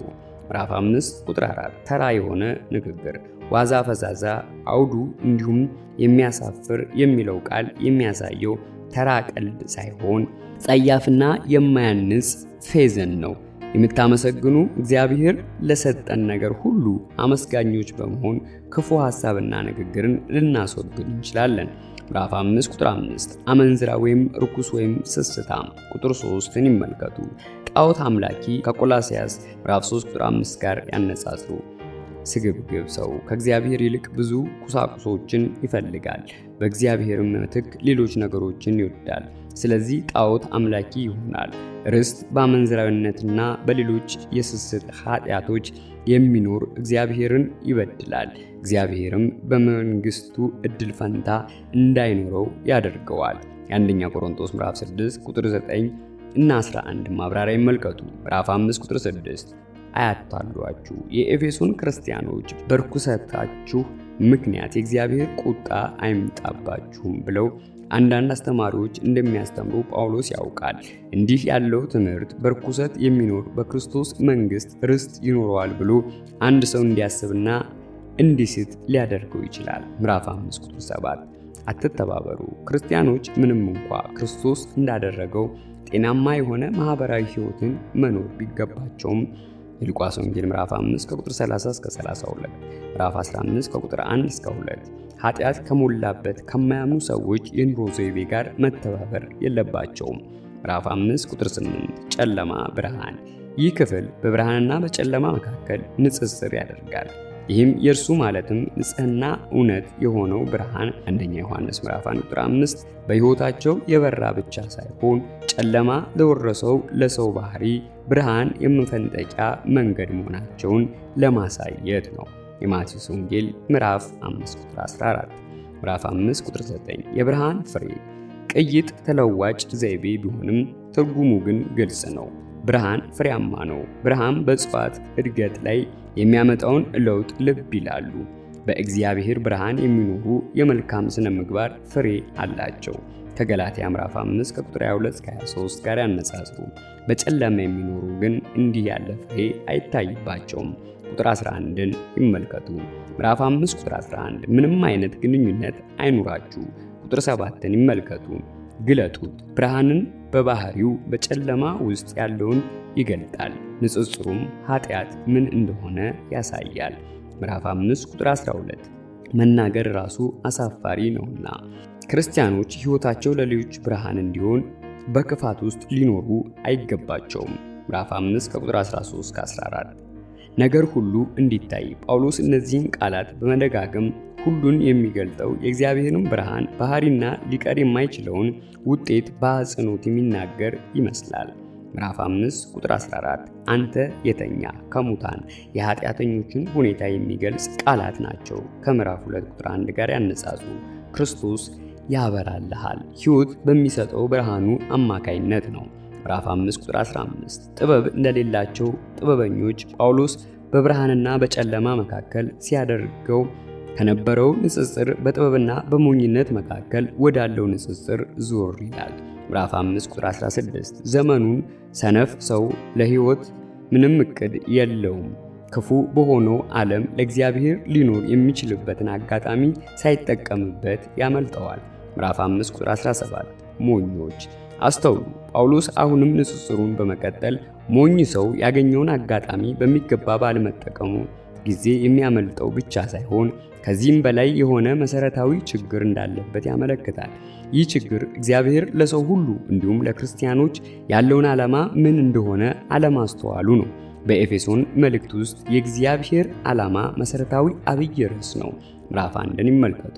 ምዕራፍ 5 ቁጥር 18 በመንፈስ ተሞሉ እንጂ በወይን ጠጅ አትስከሩ። በግሪኩ የአሁኑ ጊዜ ግስ ሲሆን በመንፈስ ቅዱስ መሙላት አንድ ጊዜ ብቻ ሳይሆን በየጊዜው የሚከናወን መሆኑን ያመለክታል። እንደ አስፈላጊነቱ መንፈስ ቅዱስ እየደጋገመ ለአምልኮ፣ ለአገልግሎትና ለምስክርነት በኃይል ይሞላናል። በወይን ጠጅ በመሞላት በመንፈስ ቅዱስ በመሞላት መካከል ያለውን ንጽጽር ግልጽ ነው። ሆኖም ጳውሎስ ለማነጻጸር የቻለው በሁለቱ መካከል ተመሳሳይ ነገር ስላለ ነው። ይህም ወይን ጠጅም ሆነ መንፈስ ቅዱስ በአንድ ሰው ውስጥ በሙላት ሲሆን ያንን ሰው በቁጥጥሩ ስር የማድረግ ኃይል ያለው በመሆኑ ነው። ቆላስይስ ምዕራፍ 3 ከቁጥር 15 እስከ ምዕራፍ 4 ቁጥር 1 ከኤፌሶን ምዕራፍ 5 ቁጥር 18 እስከ ምዕራፍ 6 ቁጥር 9 ጋር ተመሳሳይ ስለሆነ በሁለቱም ክፍል መግቢያ ላይ ጳውሎስ አንድ አይነት መሰረታዊ የሆነ ሐሳብ ለማስተላለፍ እንዳሰበ መገመት እንችላለን። በዚህም ክፍል በመንፈስ ስለመሙላት፣ በቆላስይስ ደግሞ በክርስቶስ የሰላም ግዛት ስር ስለመሆን፣ በክርስቶስ ቃል ስለመሞላትና ሲናገር ማለትም የፈለገው በእግዚአብሔር ቁጥጥር ስር ስለመሆን ነው። ከሁለቱም ክፍሎች በቁጥጥር ስር የመሆን ውጤቱ በመሰረቱ ተመሳሳይ ነው። ይህም በደስታ አንድ ላይ ሆኖ እግዚአብሔርን ማመስገን፣ ጤናማ ማህበራትን ከሰዎች ጋር መፍጠር ነው። ምዕራፍ 5 ቁጥር 19 በመዝሙርና በመንፈሳዊ ዝማሬ ማንኛውም በብሉይ ኪዳን የተጻፈውን አይነት መዝሙር ወይም እግዚአብሔር በቀጥታ የሚቀርብ ውዳሴ ወይም ዘወትር ክርስቲያኖች የሚያቀርቡት ማህሌት እግዚአብሔር ለማመስገን ከፍ ለማድረግ የምንጠቀምባቸው መንገዶች ይሆናሉ። ቁጥር 20 ሦስቱም ቃላት የተለያዩ የዝማሬ አይነቶችን ሊያመለክቱ ይችላሉ። ምዕራፍ 5 ከቁጥር 21 እስከ ምዕራፍ 6 ቁጥር 9 በምዕራፍ 2 እስከ 4 በተገለጸው ላይ የእግዚአብሔር የሚያምኑት አይሁድና አሕዛብ በክርስቶስ በኩል ወደ አዲስ ህብረት ያመጣበትን መንገድ ያሳያል። በምዕራፍ 4 ከቁጥር 1 እስከ 6 ላይ የአንድነቱን አስፈላጊነት በአጽንኦት ተናግሯል። አሁን ደግሞ በመንፈስ ቅዱስ የተሞሉ አማኞች በተለያዩ ማህበራዊ ጉዳዮች ውስጥ እንዴት ተግባራዊ በሆነ መንገድ መኖር እንደሚገባቸው ያመለክታል። ይህም የጋራ የኃላፊነት ዝርዝር በቆላስይስ ምዕራፍ 3 ከቁጥር 18 እስከ 41፣ አንደኛ ጴጥሮስ ምዕራፍ 2 ከቁጥር 13 እስከ ምዕራፍ 3 ቁጥር 12 ላይ ከተጠቀሱት ጋር ተመሳሳይነት አለው። ከሮሜ ምዕራፍ 13 ከቁጥር 1 እስከ 10 ጋር ያነጻጽሩ። ምዕራፍ 5 ቁጥር 21 አንዳንዶቻችሁ ለአንዳንዶቻችሁ ተገዙ። ከዚህ ቀጥሎ በተከታታይ ለሚመጡት ሐሳቦች መሰረታዊ ጉዳይ ነው። ጳውሎስ በእያንዳንዱ ግንኙነት እያንዳንዱ ሰው ህብረቱን ሊያጠናክር የሚያስችለውን የወዳጅነት ዝንባሌ እንዲኖረው የሚረዳውን መንገድ ያሳያል። የግሪኩ ሰዋሰው እንደሚያሳየው ይህ አንዱ ሌላውን የመግዛት ጉዳይ በቁጥር 18 ላይ ከመንፈስ ቅዱስ መሞላት ጋር ተያይዞ ቀርቧል። ተሞሉ ከሚለው ቁጥር 18 ትእዛዝ ቀጥሎ ተነጋገሩ ቁጥር 19፣ ተቀኙ ቁጥር 19፣ አዚሙ ቁጥር 19፣ አመስግኑ ቁጥር 20 እና ተገዙ ቁጥር 21 የሚሉት ቃላት ይገኛሉ። ምዕራፍ 5 ቁጥር 22 ሚስቶች ሆይ ተገዙ በቁጥር 21 ላይ የተገለጸው አንዱ ለሌላው የመገዛት ጉዳይ አንዱ ገጽታ ነው። መገዛት ማለት የራስን መብት መተው ማለት ነው። ግንኙነት በውትድርና ዓለም እንዳለው አይነት ከሆነ መታዘዝ የሚል ሐሳብ የያዘ ከሆነ ከፍቃድ የተነሳ ሳይሆን ከኃይል የተነሳ መሆኑን ነው። ነገር ግን ይህንን አይነቱን ትርጉም ለዚህ አይጠቀስም። በእርግጥ በዚህ መልኩ መታዘዝ የሚለው ቃል ከሚስቶች አኳያ በመጽሐፍ ቅዱስ ውስጥ አልተጠቀሰም። ሆኖም ልጆች ምዕራፍ 6 ቁጥር 1 እና ባሪያዎች ምዕራፍ 6 ቁጥር 5 በሚመለከት ተጠቅሷል። ለጌታ ባሎቹን በጌታ ቦታ ማስቀመጥ አይደለም፣ ነገር ግን ሚስት ለጌታ እንደምትገዛ እንዲሁ ለባሏ መገዛት እንዳለባት የሚያመለክት ነው። ይህም ለባሏ የበላይነት በመስጠት ቁጥር 23፣ ባሏን በማክበር ቁጥር 33 አንደኛ ጴጥሮስ ምዕራፍ 3 ቁጥር 12፣ ባሏን በመውደድ ቲቶ ምዕራፍ 2 ቁጥር 4 እና እስከ ሞት ድረስ ከባሏ ጋር ጸንታ በመኖር ሮሜ ምዕራፍ 7 ከቁጥር 2 እስከ 3 ከእርሷ የሚጠበቀውን ኃላፊነት ያመለክታል። ምዕራፍ 5 ቁጥር 23 ክርስቶስ እንደሆነ ሁሉ በክርስቶስ ቤተክርስቲያን እንዲሁም በባልና በሚስት መካከል ያለው ግንኙነት በአጠቃላይ ለዚህ ክፍል መሰረታዊ ነገር ነው። አካሉ ምዕራፍ 2 ቁጥር 16፣ ምዕራፍ 4 ቁጥር 4 ቁጥር 12 ቁጥር 16ን ይመልከቱ። አዳኟ ለሆናት ክርስቶስ ዋጋ ስለከፈለ ከቤተ ክርስቲያን ጋር ህብረት እንዲኖረው መብት አለው። የሚስቱ ራስ የአንደኛ ቆሮንቶስ ምዕራፍ 11 3 ማብራሪያ ይመልከቱ። እያንዳንዱ ቤተሰብ መሪ ሊኖረው ይገባል። የመሪነቱንም ኃላፊነት እግዚአብሔር ለባል ሰጥቷል። ቁጥር 23 ከ33፣ ምዕራፍ 6 ቁጥር 4፣ ምዕራፍ 5 ቁጥር 25 ባሎች ሆይ ራስን አሳልፎ የመስጠቱ ጉዳይ አንዱን ወገን ብቻ የሚመለከት ሳይሆን የእርስ በእርስ እንደሆነ ጳውሎስ ያሳያል። ራሱንም ስለ እርሱ አሳልፎ እንደሰጠ የጌታችንን የፍቅር የሚገልጽ ብቻ ሳይሆን ባል ለሚስቱ ድነት ሲል ራሱን ምን ያህል መስጠት እንዳለበት የሚያመለክት ምሳሌ ነው። ራስን ለሚወዱት ሰው ለሞት አሳልፎ መስጠት ሚስቶች በቁጥር 22 ላይ እንዲያደርጉት ከታዘዙት ይልቅ የበለጠ ራስን የመስጠት መግለጫ ነው። ውደዱ። ባሎች ሚስቶቻቸውን ሊወዱ ሊምሩ ቁጥር 23 በክርስቶስ ነገር ሊመግቡና ቁጥር 29 በሕይወት ዘመናቸው ሁሉ ታማኝነት አብረዋቸው ሊኖሩ ይገባቸዋል። የማቴዎስ ወንጌል ምዕራፍ 19 ከቁጥር 3 እስከ 9፣ ምዕራፍ 5 ቁጥር 26 በቃሉ አማካይነት በውሃ አጥቦ በማንጻት በእነዚህ ቃላት ውስጥ የጋብቻ ልማዶች ወይም የቤተ ክርስቲያን ሥርዓቶችን ለማየት ብዙ ሙከራዎች ተደርገዋል። አንድ ነገር ግን ግልጽ ነው። ጌታ ኢየሱስ የሞተው ይቅርታን ለማስገኘት ብቻ ሳይሆን የእርሱ ሙሽራ የሆነችው ቤተ ክርስቲያን ቅዱስ የሆነ አዲስ ሕይወት እንዲኖራት ጭምር ነው። የመታጠብን የውሃንና የቃሉን ጽንሰ ሐሳብ ለማጥናት የዮሐንስ ወንጌል 3 እና 5፣ ምዕራፍ 15 ቁጥር 3፣ ቲቶ ምዕራፍ 3 ቁጥር 5፣ አንደኛ ጴጥሮስ ምዕራፍ 1 ቁጥር 23፣ ምዕራፍ 3 ቁጥር 21ን ይመልከቱ። ምዕራፍ 5 ቁጥር 27 ቅድስትና ነውር አልባ፣ ምዕራፍ 1 ቁጥር 4ን ይመልከቱ። ምዕራፍ 5 ከቁጥር 28 እስከ 29 እንደገዛ ስጋቸው ራሱን ይወዳል። የገዛ ስጋው ለዚህ አባባል በእነዚህ ጥቅሶች ላይ የተሰጠው ትምህርት መሰረቱ በቁጥር 31 የተጠቀሰው በፍጥረት ምዕራፍ 2 ቁጥር 24 ነው። ባልና ሚስት አንድ ስጋ ከሆኑ በኋላ ባል ሚስቱን መውደድ ማለት የራሱን አካል መውደድ ማለት ነው። ምዕራፍ 5 ቁጥር 32 ሚስጥር የሮሜ ምዕራፍ 11 ቁጥር 25 ማብራሪያ ይመልከቱ። ክርስቶስ ሙሽራው ከሆነችው ከቤተ ክርስቲያን ጋር ያደረገውን ህብረት ጥልቅ ሚስጥር ያለበትና ከሰው መረዳት በላይ ነው። ዋናው ምሳሌ ሆኖ የቀረበው የባልና ሚስት ህብረት ሳይሆን የክርስቶስና የቤተ ክርስቲያን ነው። ምዕራፍ 5 ቁጥር 33 ይውደድ ታክብር በዚህ ክፍል ለተጠቀሰው ሐሳብ ማጠቃለያ ሐረግ ነው።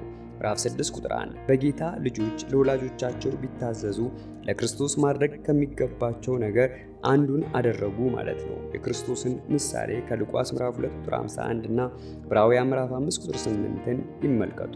ምዕራፍ 6 ቁጥር 2 አንድ ልጅ አድጎ ሚስት ካገባ በኋላ ከወላጆቹ ጋር ያለው ግንኙነት ይለወጣል። ምዕራፍ 5 ቁጥር 31 ነገር ግን ወላጆቹን ለመንከባከብ ያለበት ኃላፊነት ፈጽሞ አይቀርም።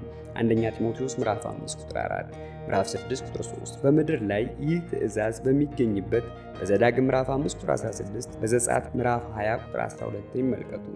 ላይ የተገነባው የተስፋ ቃል ቁጥር 2 የሚጠብቀው የተስፋውን ምድር ከነዓንን ለመውረስ ከመጠበቅ አንጻር ነው። የቀረበው ሐሳብ የኤፌሶን ክርስቲያኖች በቀጥታ አይመለከትም። ስለዚህ በዚህ ቦታ የተጠቀሰው በአጠቃላይ መልኩ ነው። ምዕራፍ 6 ቁጥር 4 አታስቆጧቸው፣ አባቶች ልጆቻቸውን በሆነ ባልሆነ መቆጣት የለባቸውም፣ በልጆቻችን ላይ የፈለግነውን ሁሉ ለማድረግ መብት አለን የሚሉትን መተው አለባቸው። ምዕራፍ 6 ቁጥር 5 ባሪያዎች ብሉይ ኪዳንም ሆነ አዲስ ኪዳን የልብ ደንዳናነት ውጤት ለሆኑት እንደ ባርነት፣ እንደ መፈታት ለመሳሰሉት ማህበራዊ ጉዳዮች ሕግጋት አሏቸው። ዘዳግም ምዕራፍ 24 ከቁጥር 1 እስከ 4፣ የማቴዎስ ወንጌል ምዕራፍ 19 ቁጥር 8ን ይመልከቱ። እንዲህ ያሉ ሕግጋት እነዚህን የመሳሰሉ ጉዳዮችን የሚያበረታቱ ወይም ችላ የሚሉ ሳይሆኑ ከእግዚአብሔር የተሰጡና በዘመኑ ከነበረው እውነታ ጋር ተግባራዊ የሆነ ግንኙነት ያላቸው ነበሩ። ምዕራፍ 6 ቁጥር 9 ጌቶች አሁንም ጳውሎስ በሌላው ወገን ያሉትን ማዕረግ የሚገባቸውን ነገር በአጽንኦት ያቀርባል። ከምዕራፍ 5 ከቁጥር 21 እስከ ምዕራፍ 6 ቁጥር 4 ጋር ያነጻጽሩ። የቲቶ ምዕራፍ 2 ቁጥር 9 ማብራሪያ ይመልከቱ። ምዕራፍ 6 ከቁጥር 10 እስከ 20 እስካሁን ጳውሎስ በኤፌሶን መልእክት የተናገረው ቁሳዊውን ዓለም በተመለከተ ነበር። ከመጀመሪያ አንስቶ ትኩረት ያደረገው ስለማይታየው ዓለም ሲሆን የምዕራፍ 1 ቁጥር 3 ማብራሪያ ይመልከቱ። በተጨማሪ ምዕራፍ 1 ቁጥር 10፣ ምዕራፍ 20 እስከ 30፣ ምዕራፍ 2 ቁጥር 6፣ ምዕራፍ 6 ቁጥር 10ን ይመልከቱ። አሁንም ደግሞ በሰማያዊ ስፍራ ቁጥር 12 ከክፉ ጋር ስለሚደረገው መንፈሳዊ ውጊያ ነው። ምዕራፍ 6 ቁጥር 10 ብርቱ ኃይሉ የሰው ጥረት ዋጋ እንደሌለው እና የእግዚአብሔር ኃይል ግን ማንም ሊቋቋመው እንደማይችል ያሳያል። ምዕራፍ 6 ቁጥር 11 የዲያብሎስ ሥራ ክርስቲያኖች ከክፉ ጋር በመንፈሳዊ ውጊያ ውስጥ አሉ። ይህ መንፈሳዊ ውጊያ የእምነት ጦርነት እንደሆነ ተገልጿል። ሁለተኛ ቆሮንቶስ ምዕራፍ 10 ቁጥር 4፣ አንደኛ ጢሞቴዎስ ምዕራፍ 1 ቁጥር 18 እስከ 19፣ ምዕራፍ 6 ቁጥር 12 ይህም ውጊያ እስከሚመጣው ሕይወት ድረስ ይቀጥላል። ምዕራፍ 6 ቁጥር 12 ከስጋና ከደም ጋር ሳይሆን ዋና ጠላት እርሱ እንደመሆኑ በመቁጠር በተቃዋሚ ሰዎች ላይ በቁጣ በመነሳት ስጋዊ ኃይል መጠቀም ተገቢ እንዳልሆነ የቀረበ ማስጠንቀቂያ ነው። ግዙፍ ሰራዊት ጳውሎስ አስቀድሞ ከጠቀሳቸው በማይታየው ዓለም ካሉ ኃይላት ጋር ያነጻጽሩ። የምዕራፍ 1 ቁጥር 21፣ የምዕራፍ 3 ቁጥር 10 ማብራሪያ ይመልከቱ። በሰማያዊ ስፍራ የምዕራፍ 1 ቁጥር 3 ማብራሪያ ይመልከቱ። ምዕራፍ 6 ቁጥር 13 መቋቋም ትችሉ ዘንድ ጸንታችሁ መቆም ትችላላችሁ። በዚህም አውድ የተጠቀሰው ምሳሌ የክፉ ግዛት በኃይል መውረርና የሚያመለክት ሳይሆን እያንዳንዱ ወታደር የሚመጣውን ጥቃት ለመቋቋም የሚያደርገውን መከላከል የሚያሳይ ነው። ምዕራፍ 6 ቁጥር 14 በእውነት ዝናር በኢሳይያስ ምዕራፍ 11 ቁጥር 5 ላይ በምሳሌነት ከተጠቀሰው ከመሲሁ አለባበስ ጋር ያነጻጽሩ። በውጊያ ድል ማድረግ የሚቻለው ጭካኔ በተሞላበት ኃይል ሳይሆን መሲሁ እንዳደረገው መልካም ባህሪ ነው፣ የጽድቅም ጥሩር። እዚህ ላይ የጦረኛው ባህሪ መካከል ነው። እግዚአብሔር ራሱ ፍትህን ለማምጣት ሲነሳ የጽድቅን ጥሩር እንደሚለብስ በምሳሌ ተገልጿል። ኢሳይያስ ምዕራፍ 59 ቁጥር 17 ይመልከቱ። ምዕራፍ 6 ቁጥር 15 እግሮቻችሁን ተጫምታችሁ በኢሳይያስ ምዕራፍ 52 ቁጥር 7 ላይ የተጠቀሰው መልእክተኛ እግር የሚያንጸባርቀው በባዶ እግር የመሮጥን ልማድ ሲሆን እዚህ ላይ የወንጌሉ ምልክት የቀረበው እንደ ሮማዊ ወታደር ጫማ የሚከላከልና የሚደግፍ መሆኑን ለማሳየት ነው። ምዕራፍ 6 ቁጥር 16 የሚንበለበሉትን የክፉውን ፍላጻዎች ሁሉ ልታጠፉ በቆዳ የተለበጠ ነበልባል ያላቸውን የሚወረውሩ ፍላጻዎችን እንዲያጠፉ በውሃ ውስጥ የተነከረውን ሰፊ የሆነውን የሮማውያንን ጋሻ በምሳሌነት ያመለክታል። ምዕራፍ 6 ቁጥር 17-18 የመንፈስንም ሰይፍ በመንፈስ ጸልዩ። ውጊያው መንፈሳዊ ስለሆነ በቃሉና በጸሎት አማካይነት በእግዚአብሔር በመደገፍ በእርሱ ኃይል የሚደረግ መሆኑን የሚያስገነዝብ ነው። የመንፈስ ሰይፍ አማኝ ከክፉ ኃይል ጋር ሲዋጋ ለማጥቃት የሚጠቀምበት መሳሪያ ነው። ምዕራፍ 6 ቁጥር 17 የመዳን ራስ ቁር ይህንን የሚመስል ምሳሌ በኢሳይያስ 59:17 ላይ ተጠቅሷል። የቁጥር 14 ማብራሪያ ይመልከቱ። ቁር የወታደርን ራስ ከመከላከል ባሻገር ወታደራዊ ድልን የሚያመለክት ምሳሌ ነው። ምዕራፍ 6 ቁጥር 19 ጳውሎስ በወህኒ ተጥሎ ያስብ የነበረው ስለ ራሱ ድህነት ሳይሆን ስለ ክርስቶስ መንግሥት አገልግሎት ነው። ምዕራፍ 6 ከቁጥር 21 እስከ 23 ጳውሎስ በሌሎች መልእክቶቹ ውስጥ የተለያዩ ግለሰቦች ስም በመጥራት ከሚገልጸው ሰላምታ ለየት ባለ ሁኔታ ሰላምታ በማቅረብ መልእክቱ ይደመድማል። ይህም የኤፌሶን መልእክት ለብዙዎች ክርስቲያኖች እንዲደርስ ታስቦ የተጻፈ መልእክት መሆኑን ሊያመለክት ይችላል። ምዕራፍ 1 ቁጥር 1 ማብራሪያ ይመልከቱ። ምዕራፍ 6 ቁጥር 21 ቲኪቆስ የጳውሎስ ተወካይ በመሆን ከቦታ ቦታ የሚዘዋወር ረዳቱ ነበር። ከቆላስያስ ምዕራፍ 4 ቁጥር 7፣ ሁለተኛ ጢሞቴዎስ ምዕራፍ 4 ቁጥር 12፣ ቲቶ ምዕራፍ 3 ቁጥር 12 ጋር ያነጻጹ።